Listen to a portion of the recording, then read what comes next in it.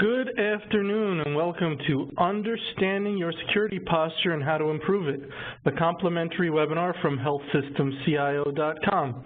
Just a little housekeeping before we get started. My name is Anthony Guerra. I'm the editor-in-chief of healthsystemcio.com, and I'll be your moderator today. We encourage you to ask questions during the session. You can type them in at any time in the Q&A box in the lower right-hand corner of your screen. Leave the default set to all panelists. We will hold them until later in the program, but as I said, you can go ahead and send them in as they occur to you.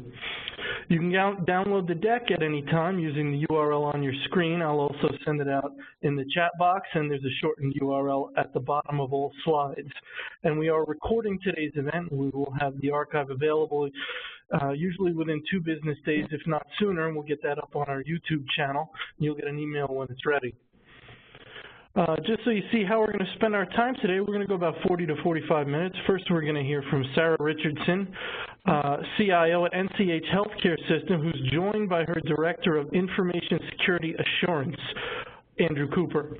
And then we're going to have our Q&A with Sarah and Andrew. So we're looking forward to an excellent program. And with that, I'm going to turn it over to Sarah. Sarah, thanks for joining us today.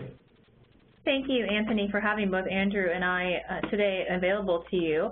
And thank you for everyone who's joined us in understanding your security posture and how to improve it. We'll start today briefly looking at the agenda. If there's anything that we don't cover that people have questions about, please reach out to us and let us know. We're happy to assist both during today, but also offline as well. For us, information security is sort of the fabric of how we run our organization and something we're both very passionate about, so we're happy to help. Well, we'll talk about some key items, building a baseline. We'll show you the example maturity matrix that we use to both educate and grow our proficiencies within our organization for security, where technology, policies, procedures, risk management, access and identity management, and education awareness are all key components and what you can do in your organizations to bring those forward. So building a baseline. The reason we really got into using the maturity matrix is that I came to the organization about 9.5 months ago.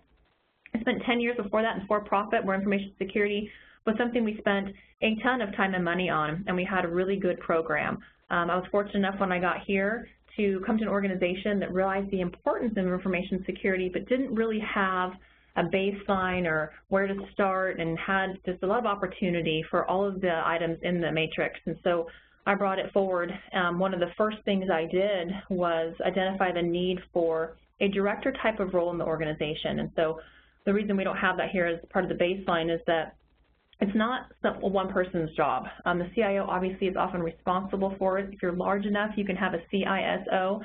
I'm a 2-hospital system in Southwest Florida. So I pioneered for having a director, a dedicated individual that was highly credentialed, and I put very specific deliverables and qualifications into that and shared that with our audit committee and had it validated with independent auditors to help educate the organization why it was important. And so I was fortunate enough just this month to bring Andrew on board. In the interim, I put the foundation in place. I'm hiring him to bring it to the next level. So when you look at your security posture, all of the 5 components we'll talk about today are key, but using a maturity matrix as a scorecard and routine reporting tool is important. I have found the best way to communicate complex information in any situation is a 1-page picture that people can follow, and not because we dumb it down, but because information security is not something that people necessarily think about regularly, and when they can see what they need to be doing and where we are, and our responsibility is what it's going to take to get to that next level, that's where the maturity matrix is key. And always letting people know that security is never once and done initiative. It's forever, and how we share those tenets within our organization. So here's a sample of our maturity matrix. There are the 5 areas, and there are the, over on the bottom, the topics, or sorry, the side, the technology, policies, risk, access, and education. But then here's what it looks like to have a 100% environment. If all of these boxes, and we go really technical, we use red, yellow, and green to talk about where we are. Today you'll see us on the green side to keep it simple. But when I got here, we were sitting in about the 55% mark, et cetera. And I said our goal in year 1 is to get to 80%. Year 2 is 100%. And of course, 100% never means that you are done. It just means that you move on to continue to advance that matrix, and then updating this as industry trends change. So Andrew and I are acutely aware of the fact that the industry is always changing, and it's how we stay both educated and up to date on industry best practice, so that our matrix is a maturation level that we continue to advance as well. And this is something that I didn't build it. We really took a bunch of ideas from the internet and from consultants and auditors and a little bit of everybody from previous jobs and came up with what this looks like. So this is not something that is proprietary by any means. Okay, so from the technology perspective, think about what controls you have in place today. You're going to have your basic infrastructure needs, firewalls, malware defenses, intrusion detection and intrusion prevention systems. Those are things that you can easily partner with other vendors to put into place. There are certain things you recommend you can do yourself. Obviously, firewall management is something you can do yourself, malware defenses. But we do use a third party for IDS and IPS services. It's something that we want to have that are very structured and secure, but not something that we are going to be experts at doing. We want to be experts in partnering with others to make sure that we're as safe as we can be. Security information event management. Again, a lot of systems and programs can roll up into one. We have a defined and limited budget in our current environment. We are a not-for-profit system, and so we look to see how many of these can we lump together with either a single solution or a single vendor and really maximize our knowledge base as well as our spend with these vendors. And then, of course, privileged access management, another key component. SANS Critical Security Controls version 5, you can get this off of a download. We can have it, I can send it to Anthony as a supplement. The top 20 controls all organizations should consider when evaluating and building their security programs. Everything from things like malware defenses, which we listed, to data recovery capability, data protection, account monitoring and control. Ideally, you have policies and procedures that are not only tested but understood and known throughout the organization for all of these. So if you had no place to start, you could take these 20 items, write policies and procedures, and put implementation plans around them, and already be on your road to a relatively initially robust program. And to my point earlier, find a strategic partner if your resources are limited. There are a ton of them out there. I'm not going to recommend one over another per se, only to say know what your requirements are, and if you don't even know what those pieces are, there are so many people out there who really know a lot about security in either the CIO or CSIO role.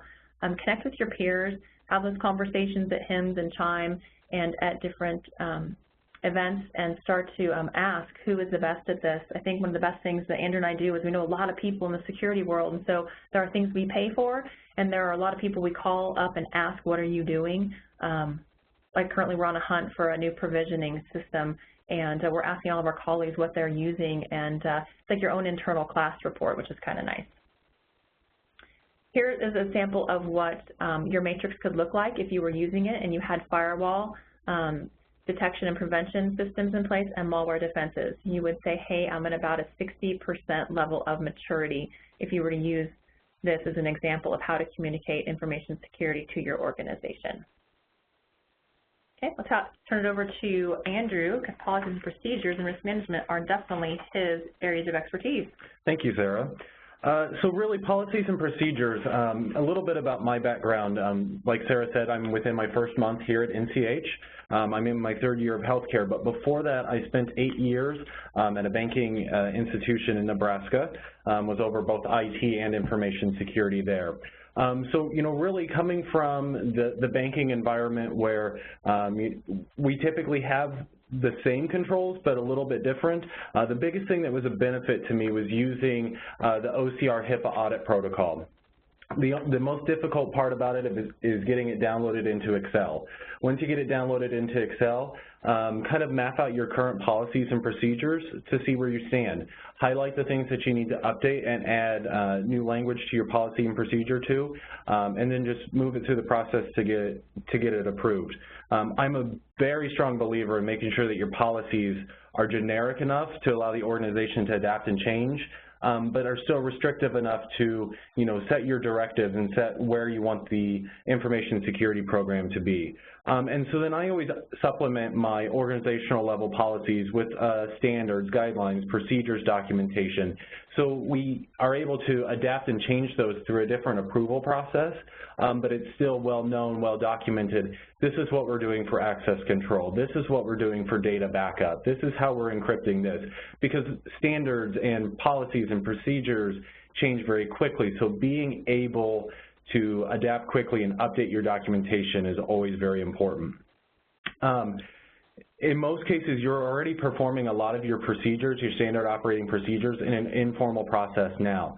Learn what they are, determine, are they sufficient for what you're doing? Are they adequately protecting your information? If they are, document what they are and just make sure everybody knows that this is what our now formal process is from an informal standpoint. And then while you're writing your policy and procedures, you always want to think ahead to how you can build a compliance program around the documentation. So I build checklists, I build calendars, I have all documentation so that when OCR or Joint Commission or anyone comes in, I basically have a SharePoint site that I can log them into and give them all the documentation, all the checklists, everything that shows that we're in compliance with our policies and procedures. So back to the matrix, here is how it would look if you went ahead and built your policy and procedure set based on the HIPAA audit protocol, built your compliance program, and then continue to review and approve your policies on a routine basis. I recommend annually. It kind of depends on what your organization appetite is for policy review and procedure. But as quickly as IT changes, you want to make sure you're looking at those and updating those on a routine basis. So risk management is it's probably my second love. So policy and procedures is probably my first, which makes me, a little bit of a techie nerd on that side. But the risk management is also extremely important. So there's a lot of argument in the organization on, not just our organization, but in the industry on, is it better to do the risk assessment yourself, or is it better to outsource that risk assessment? So that's really what your organization determines is best for the organization. I prefer to do our risk management at least annually by ourselves, because then we have a clear picture of where we are at any given point. It's great for developing strategic and tactical plans. I always start with a qualitative approach. As I look at it, it's my opinions that are on the risk assessment, but it shows based on other items on that list where we currently stand. I'm always conservative when it comes to my risk assessment. I would rather walk into Sarah and say, hey, this is a 10 out of 10 based on the scale I use, and her and I talk us down to a 7, a 6, or a 7, then walk in and tell her it's a 6 or a 7, and us talk it up to a 10. So I always aim high and then implement controls from there. I never remove a risk from a risk assessment. Even if we've mitigated it to an acceptable level, which according to my scale, the lowest level of risk is 2, but it still remains on the item, on the risk assessment, because if we make a change or, we implement a new tool, that risk might raise up to a 5 or a 6. So it's always good to have that on there, look at it on a routine basis. Do we still have that policy, that procedure, that control in place? And like I said, it can always be done internally or externally. Our current stance is that we will do it basically every other year externally and then use the internal one on the off years. So the NIST Special Publication 800-30 is a great tool for creating your own risk assessment. Now remember that a risk assessment is a framework. So when you look at NIST, you have to scale it up or scale it down depending on the size and complexity of your organization. So you see a little bit of an example of my risk assessment. Now I picked a very vanilla item to pull out and show you, but this is just really how I've got it designed and built, and it's what we work from for Sarah and I, and kind of set the standard for the organization going forward. So based on that information, you want to develop your mitigation plan. So actually you'll see in my risk assessment, I know it's a little small, but on the right-hand side it has the control gap. And then right next to that, which I didn't copy out for you, I have my recommendations on how we can mitigate that to an acceptable level. So I really use that as our roadmap for cleaning up issues and mitigating risk to an acceptable level. And you have to prioritize. You cannot rate everything as a 10. You can't tackle everything at once. So you, like Sarah and I, will go through the list and determine, hey, these are the areas we need to work on first. You know, there are items that are low-hanging fruit that we could knock out. So just prioritizing and making sure that we're tackling the most important things first. And then risk acceptance. We're never going to mitigate all risk, and there are just some inherent risks from doing business. So we want to make sure that we have, or that you have, a documented process for acceptance of risk. For example, here, it goes to our CFO for sign-off for approval of any risk that we can't mitigate to an acceptable level. Or if there's a risk that, for example, with the end of support on Server 2003, if we had servers that were in the process of being upgraded in 4 or 5 months, we have that documentation, we have that risk assessment form saying, hey, we understand that this is a risk, here's our plan to mitigate them, but we just can't have an acceptable risk at this moment. So I'm going to pass it back to Sarah. Oh, I'm sorry, there's one more screen for risk management. So if you implemented a risk management and risk assessment with your mitigation plans and acceptable risk, you really pretty quickly get to a 60% maturity level, and then just work towards your process improvement and start developing metrics to continue to advance your risk management platform. Thank you, Andrew. So we'll talk now about access and identity management. Access and identity management is typically the hardest area for most organizations, and we'll talk about the why before we get to the most fun, which is where we end with education and awareness and all the cool things that you can do to keep the end users engaged. So access and identity management, they are two very different things when you think about them, because there is your role-based access for your organization as far as what roles get assigned to what systems that you have in the organization, but then managing those identities and understanding how are things provisioned, how are they managed when people change roles, and what happens when people terminate, especially in the contractor and third-party space. So here are some of the key questions that you'll want to ask is, how are employees provisioned? Most smaller systems don't necessarily have an automated provisioning tool that works in conjunction with Active Directory to either provision or decommission access when it's given. So if it is a paper process, you really want to make sure it's tightly ingrained with both controls and with your HR department. Who is granting their access? That's always an interesting question when it comes to 3 or 4 administrators on one of those standalone systems. It's not one of your primary. So you might have a smaller asset management system or something that's typically in the finance department where there's one user, and so if that person's not there or leaves, how do you have that chain of control that is documented so that the system's not left with only one business owner? Are users assigned to standard roles for their position? That's a big one when you do risk assessments. You have an auditor come in, they really want to know if appropriate access is in place and how you're auditing that appropriate access. How is additional access requested? I've seen organizations be on paper. I've seen organizations use InfoPath, for example, with Microsoft if they don't have anything else. And obviously, we have a hybrid today looking to do a full electronic version. How is access adjusted when an employee transfers to a new position? This is often overlooked because transfers may just require access to an additional file share, but that file share could have confidential data or information. They may transfer to an area where they don't need the access anymore, and typically you'll find people have more access than what they need based on a transfer or a different position that they take. Termination is big. You need to terminate access within 24 hours typically. If you're on a paper process or you have even a feed from your HR system that can knock that out to the different users, you still have to prove that you can do that. 24 hours on a normal business day or up to 72 if a weekend occurs unless it's a hostile termination. So really have tight policies around some of that activity. How often is it reviewed?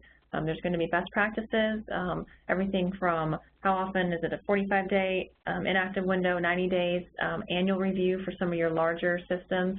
Really think about having those tighter windows. And besides looking at, okay, we look at 45 or 90-day inactivity reports, you'll still want to go back and annually do a review of your largest systems to say, is everyone's access appropriate in general, not just have they not even logged in recently. And how are users authenticated when calling in for support? True story, recently I had to call our help desk, and our help desk is in another city. We do onshore sourcing with our primary EMR vendor for some of our basic IT support, and so I had to call the help desk because I couldn't log into one of our financial systems.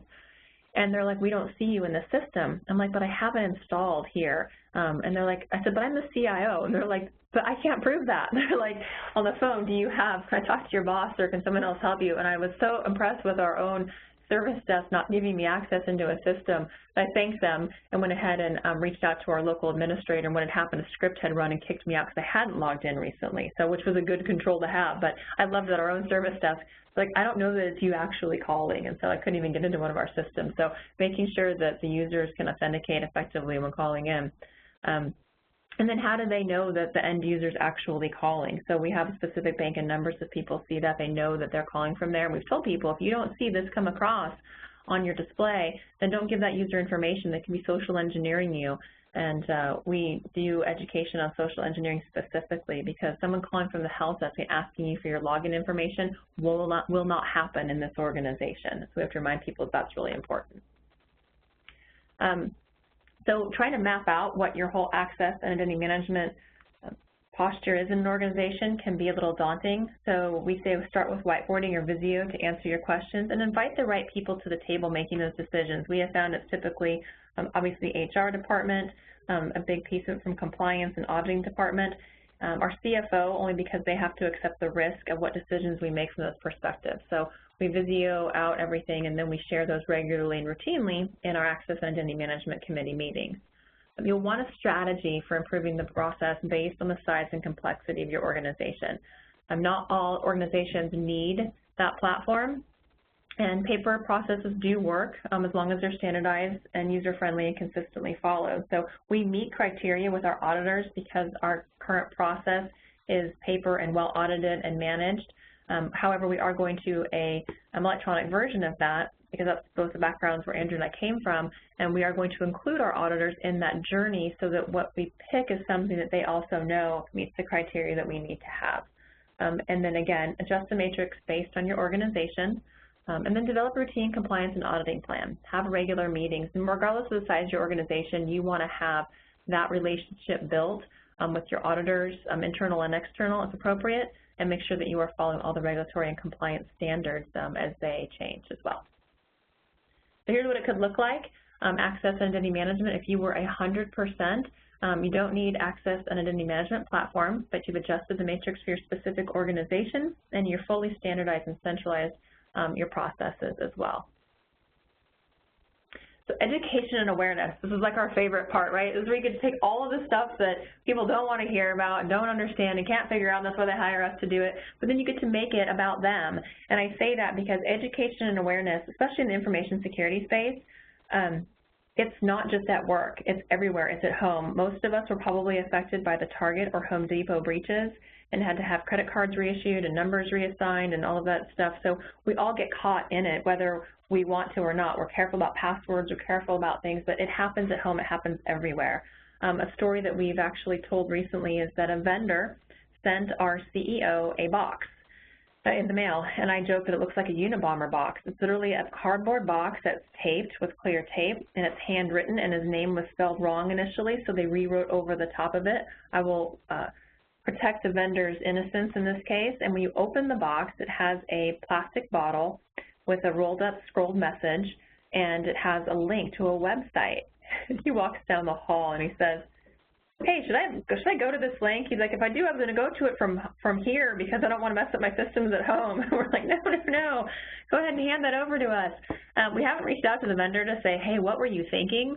But you know, one of the best, most effective new ways of social engineering is baiting, where you send somebody something, whether it's a message in a bottle or you leave a jump drive laying out and you plug it in to see what's on it, and all of a sudden all this malware gets added onto your machine. So luckily our CEO brought us the message in a bottle, and we use it as an example of both orientation and, for example, on today's call. So establish a routine program. Have annual training requirement. We do that through HealthStream. We have a slide deck people have to go and then answer questions about. We send monthly security reminders to everybody in a very formatted function. We have we branded our security program, and we have a banner. We've got icons, etc., so people know when an email comes from us what to look and feel is going to be. Host events and open houses And we do an orientation segment every 2 weeks for every new person coming into the organization, even though as part of their onboarding computer-based training, they have a HIPAA section. We do additional training in orientation. And what I found is if you give people something small, even if it's like a squishy ball or something, they're more inclined to be dedicated or feel like they have ownership in your cause because you've given them something. And I learned that at an education seminar one time. So handing out little security tchotchkes is a great way to get people to remember why security is important. Banners and posters that are themed to your monthly messaging throughout your organization. Information Security Week is a great way to do a big campaign, but have your posters that are posted in the key areas for personnel match what your monthly reminders are, and then rotate those through. We've partnered with our marketing department. We do a lot of fun, splashy, different things so that people are, that information security feels like it's fun. And then we mix it up. Go be completely out of the ordinary. Our latest thing we're working on is creating like a sing-along in orientation, like follow this poem, or like, do we dress up like Dr. Seuss? What are we going to do? But we're serious, but it's fun. And so people go, oh, those are those two people from orientation who dressed up like thing 1 and thing 2, for example. But we'll change it up for ourselves too, right? Because the topic needs to be fun and interesting to us. What we don't do is wear those kinds of costumes to our board meetings. We're pretty darn serious when it comes to presenting to the audit committee or to the board, but we do make it fun for us too. Have gear training to specific areas and departments. Not every department needs to know the same details. So there's baseline that's for everybody, and then there's the breakout sessions that are for others. And we tell you this because when you have a security group like we do, or it's a team of 2, and we also have an analyst on the EMR side, is when you have your alignment meetings with your stakeholders and you bring security into the mix, you make it personal, you ask them what their concerns are, and you also show them what some of the pitfalls and needs can be from a privacy and security perspective. So tailor some of that messaging in your alignment meetings with departments. And then, of course, step 3, end users become a proactive security tool. The human factor is your #1 deficiency. I think everybody knows your greatest way into any system, and all the recent breaches are always human error. And so we talk about it being being when and not if it happens, and that humans are the greatest opportunity for someone to hack our system. So no matter how much money you spend, no matter how much energy and time and commitment you put into any of the components of a matrix or a program, you are still at risk. And that's something that we also educate our users on as well. So if you had your security component, what it would look like for education and awareness plan, just around the first step. So if your full the security matrix would look like this, based on all the things we talked about as examples for today. So what we show to our org is today, that's not on here, is we show yellow for the areas that are partially done, and then red for those boxes that are still left to conquer. So this is what a completed matrix would look like. Okay, we'll take questions and obviously some stuff from the field, but what I will say as we move towards the end of the presentation is some key components that I found that have made it successful in my career are making sure that the people in your information security roles are incredible relationship builders, and that they're a good fit for your organization. I was incredibly specific on my hunt for Andrew based on my background, and I found him. I was very lucky that he was the person I wanted for the role, and it happened that he also wanted to come work here. But I would say you have to have almost like a marketing person with a passion for security, because it's not a topic that is really exciting to most people, and the individual in that role needs to be someone who's very engaging to others. I again said it's not if, it's when. Make it personal for people. We talked about that in the education piece. Make it something that people understand how it could affect them at home and why they care. And then be out there, be interested, and validate what you're doing. We are constantly combing blogs and boards. We go to conferences. We're active in Chime. We're active in HIMSS. We try to present, like today when we can, because even though this is our sort of love of life, we researched our topic to make sure it would be relevant for the audience. We read books about it. So just make it something that's constantly being validated. We even went to the Chamber of Commerce breakfast the other morning because there was a gentleman presenting on cybersecurity, and we're like, wait a minute, who's presenting on cybersecurity? Turns out there's a local company who does a very good job at cybersecurity for organizations that don't have a program or the ability to have a program of their own. Did I miss anything, Andrew, from your perspective? Really, I think the biggest thing, too, is, from a security officer standpoint is, making sure that you're balancing confidentiality, integrity, and availability. I mean, we could put in the absolute best controls and make the system as secure as we possibly could, but if it's not usable to the end users, they're going to find workarounds. They're going to find ways to go around controls that are going to be worse than giving them the right availability to information. So it's a balancing act, and just make sure you're balancing the confidentiality, integrity, and availability of data as implementing a security program. Okay, Anthony, we're ready to ask questions. All right, excellent presentation. And now we have time for our Q&A. So as I messaged out to the crowd, go ahead, send us your questions in the Q&A box, leave the default set to all panelists. But let me start with a question about, you mentioned you both have this thirst for knowledge and to stay on top of these issues. So when you see one breach after another, when you see these breaches like UCLA, or the most recent one, they happen, essentially you get a large one a month, if not more, large one a week maybe. Do you try and read as much as you can about it to figure out what happened there and then take from that what you can bring back to your own place? Definitely. It's always good to learn what's going on in the industry, and then come back and look at your risk assessment, look at your documentation. Are we adequately covering that? Do we have it listed? Is it something we need to move up towards the top of our list? And that's why I feel it's important to do the risk management, risk assessment as much in-house as possible if you have the expertise, so that you can easily adapt and be able to make sure that you're current with trends and what's going on in the marketplace. Sarah, any more thoughts on that? No, in fact, it's interesting. When I first got here, I did an in-depth analysis of both Home Depot and Target to explain to our audit committee what had happened, how the human factor had occurred, and why we needed to put in some of the spend primarily. I had to get the budget approved for some of the things that I wanted to do, and I said, hey, look, here's what happened. And it just so happens we were putting in a brand new HVAC system and did a security dive on that, and there were some pretty big misses on that. And I said, if they can get in through the air conditioner, they can get in through the water chillers as well. And so we had to kind of revamp our security posture around our facilities management, because you could get in at that point without too much finagling. Brought awareness, which is important. Next question. Great presentation, and I like your maturity dashboards, and I plan to shamelessly steal, which you said you don't mind.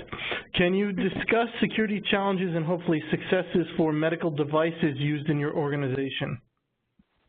In my opinion, it all comes back to your risk management platform.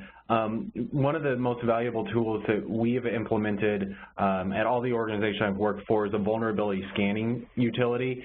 So it's going out there and looking, are the medical devices missing patches? Do they have default credentials loaded in them? Because a lot of that information you're not going to know right off the top of your head. So having a device out there that is scanning and looking for those issues and reporting back to them has been very beneficial. And then once you get that information, going back to the vendor and saying, hey, we need to change the default credentials on this device, or you're running Windows XP on this IV pump, we need to go ahead and get that updated, or see what the process is. And if you can't update them, you just have to come up with compensating controls, whether that's putting them in a separate VLAN, or locking the devices down so they can't get out to the to the internet or other public sources as well. Okay, let's talk a little bit about budgeting. So Sarah, this is probably a good one for you. You talked about, you actually said we have a defined and limited budget. Security seems to me like insurance, in the sense that you could spend as much money as you could possibly get a hold of on it, and maybe you'd still want to spend more. So my question is, as a CIO, what comes first? Do you look at what you have to spend on security and then do the best with that number, or do you look at the minimum that you say, quote unquote, we need to do, and then figure out how to come up with that money if it's beyond sort of what's readily available? What's the proper approach there?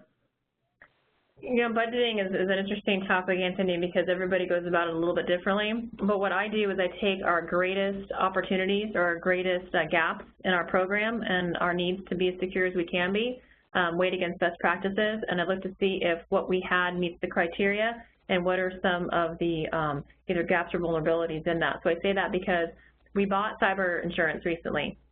And I had a previous administrator who said, well, we don't need data loss prevention because we can always use our cybersecurity if it leaves the building.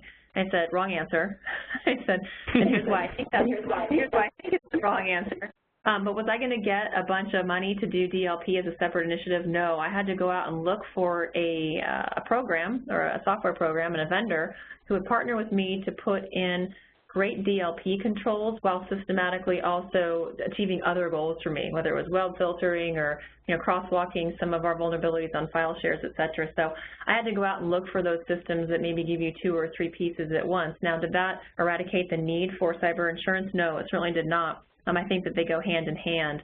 And so I had to show what could happen without being a doomsdayer, right? I didn't say, hey, it's chicken little, the sky is falling. I just said, look, I'm going to go after this appliance or this vendor. It's going to cost us this much more to get a threefer on this product, but it's going to meet our DLP needs for now.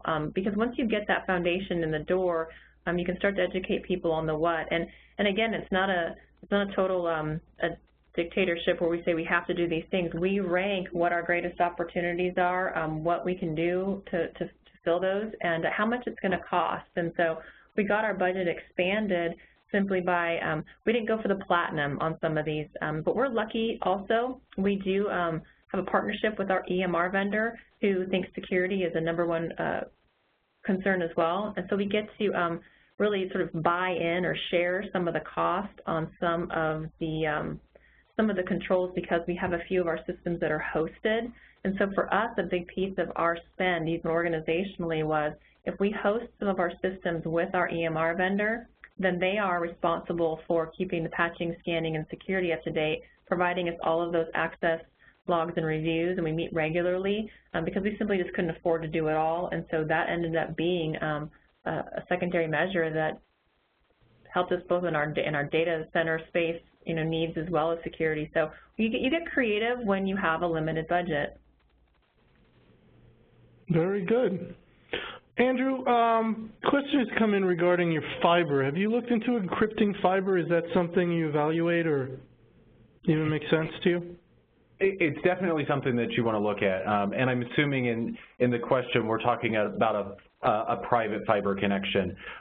So the last organization I came from, now I will have to admit I haven't assessed our current stance on encrypting the fiber, but the last organization I came from, as we moved to a co-location facility, we did implement MACsec across private fiber, because I come from the stance of it is our data and we should be 100% in control of it.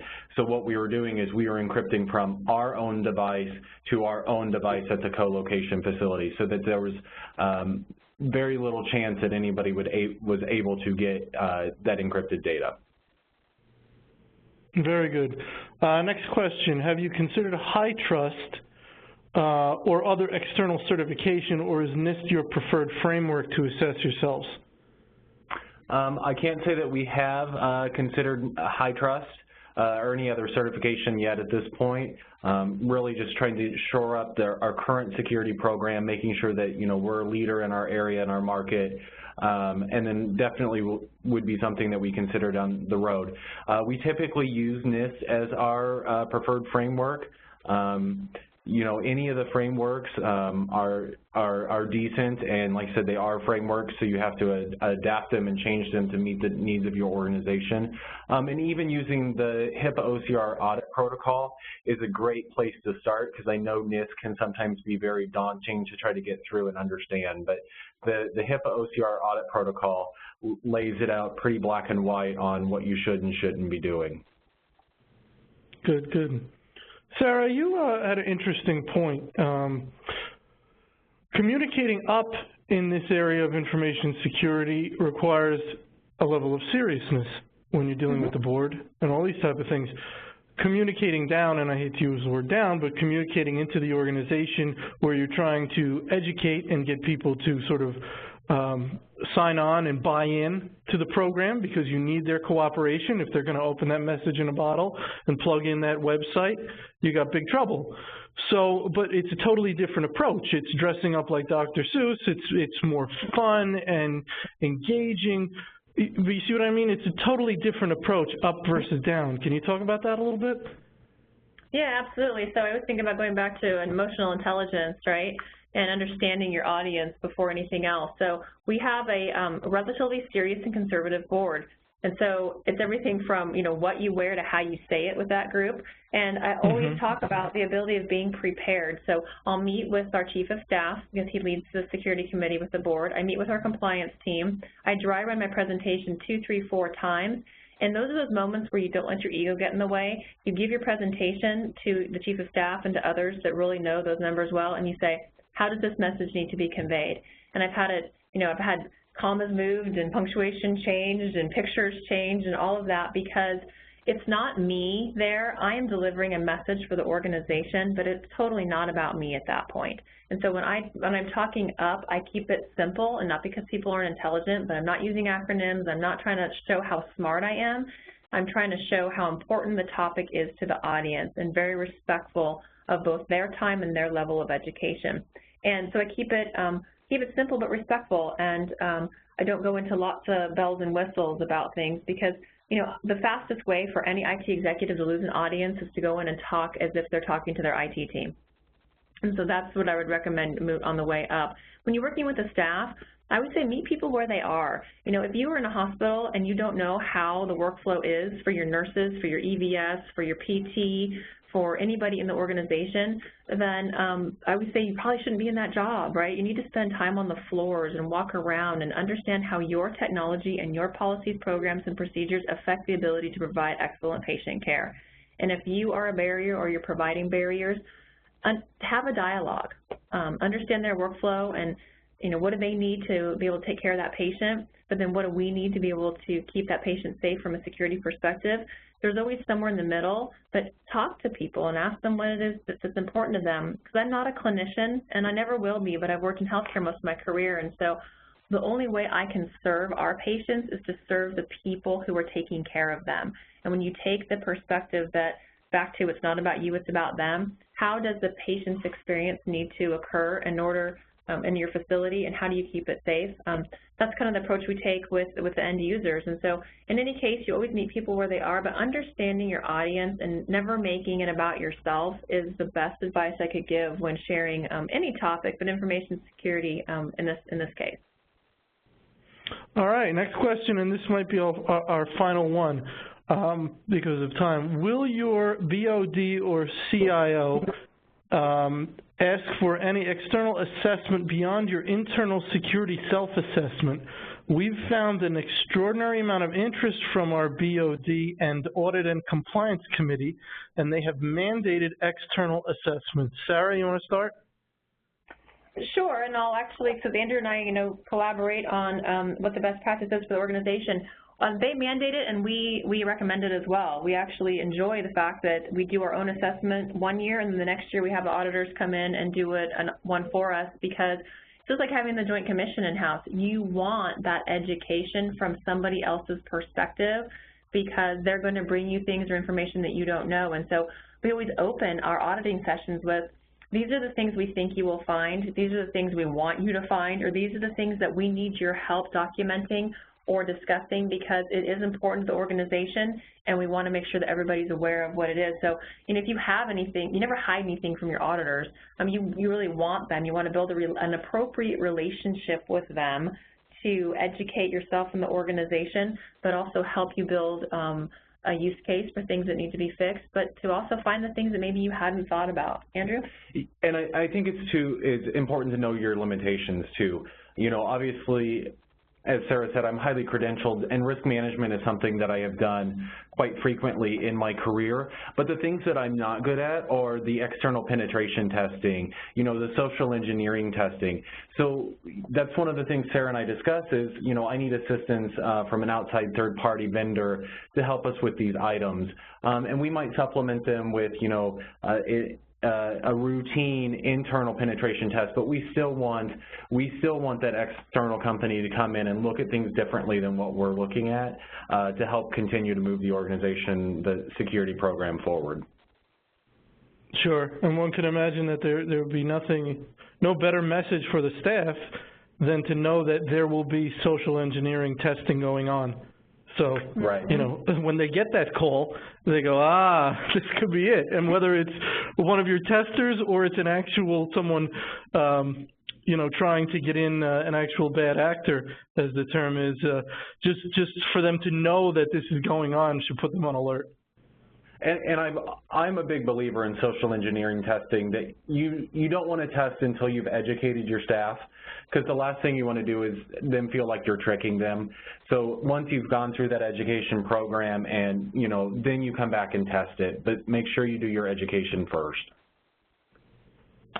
Great. Well, I think that is where we're going to wrap it today. That was a really, really good session. I want to thank Sarah and Andrew for joining us and being our featured speakers today.